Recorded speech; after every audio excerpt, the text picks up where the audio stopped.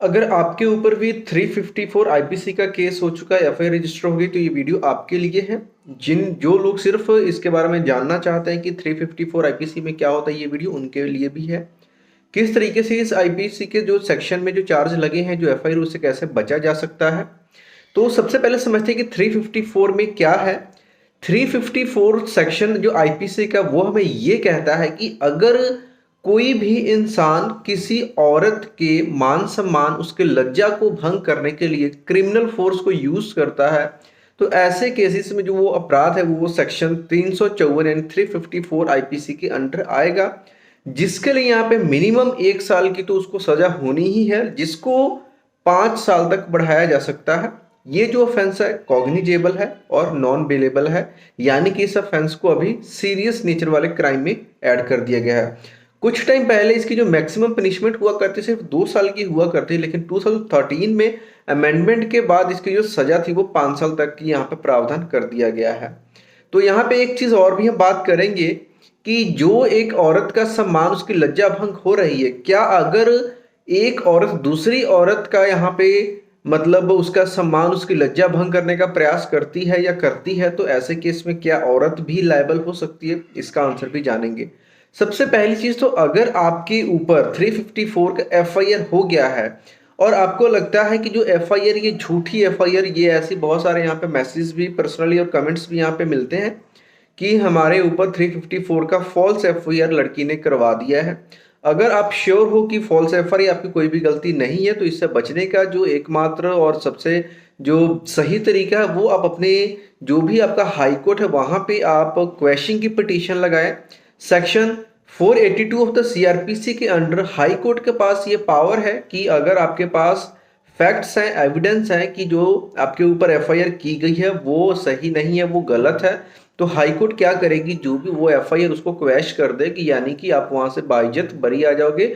बरी क्या मीन्स, यहाँ पे आपको कन्विक्शन तो होगी नहीं, तो वहां पे जो वो मतलब जो एफआईआर उसको क्वैश कर दिया जाएगा, यानी कि आप वहां से बिल्कुल भी मतलब पूरी इज्जत के साथ आप वहां से वापस फ्री हो जाओगे।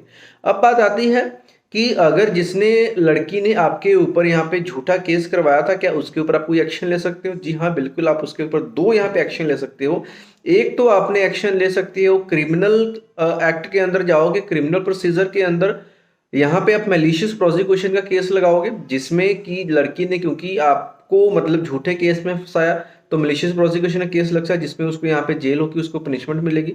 दूसरा, आप यहाँ पे डेफामेशन यानी मानहानि का सिविल केस लगाओगे। सिविल केस में ये होगा कि जो उसके बदले आप उससे पैसे लोगे, मुआवजा लोगे, या फिर जो डेफामेशन का है वो आईपीसी के अंडर भी लगता है, तो उसमें भी सजा का प्रावधान है। तो जो आपको ठीक लगे, ये दोनों स्टेप्स आप ले सकते हो उस ऐसा करने वाली लड़की के खिलाफ।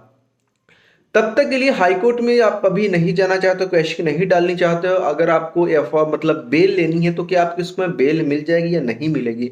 देखिए, ऑफेंस जो है ये नॉन बेलेबल है, और नॉन बेलेबल का जो यहाँ पे ऑफेंस है उसमें भी बेल मिलती है। उसके लिए जो एप्लीकेशन लगती है बेल की, वो 437 ऑफ द सीआरपीसी के तहत एप्लीकेशन लगती है, जिसमें जो भी केस के फैक्ट्स हैं, जो भी पॉइंट्स हैं आपके, उस पॉइंट्स को आप रखोगे। आपने पहले कोई क्राइम किया है, नहीं किया, ये सारी चीजें बहुत मायने करेंगी। अगर कोई भी प्राइमा फेसी एविडेंस ऐसा कुछ नहीं है आपके अगेंस्ट में, तो इसमें भी आपको बेल मिल सकती है। बेल मिलने के बाद वहां पे जो भी श्योरिटी होगी, आपको वहां पे श्योरिटी भरनी होगी, और आप जब तक आपका केस चलेगा तब तक के लिए आप वहां से फ्री हो जाओगे, यानी कि आपको जेल में नहीं रहना पड़ेगा। तो 354 में ये समझ लीजिए कि जो भी यहाँ पे ये केस है, ये इसके अंदर कोई भी अगर एफआईआर हो जाती है, तो इसमें अरेस्ट हो सकती है, बिल्कुल हो सकती है। पुलिस यहाँ पे आपको अरेस्ट करेगी, क्योंकि एक नॉन बेलेबल ऑफेंस है।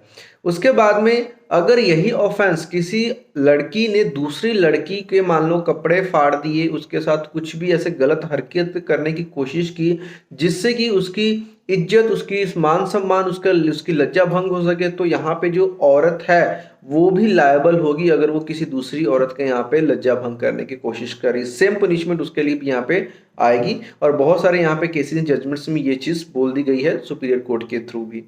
तो उम्मीद करता हूँ आपको वीडियो अच्छी लगी है। कोई डाउट है, क्वेश्चन है इस वीडियो को देखने के बाद, तो नीचे कमेंट बॉक्स में आप पूछ सकते हो, और वीडियो आप हमें फॉलो कर सकते हैं। लास्ट में ही बोलूंगा, thank you for this video. मिलते हैं नेक्स्ट वीडियो में, तब तक के लिए बाय।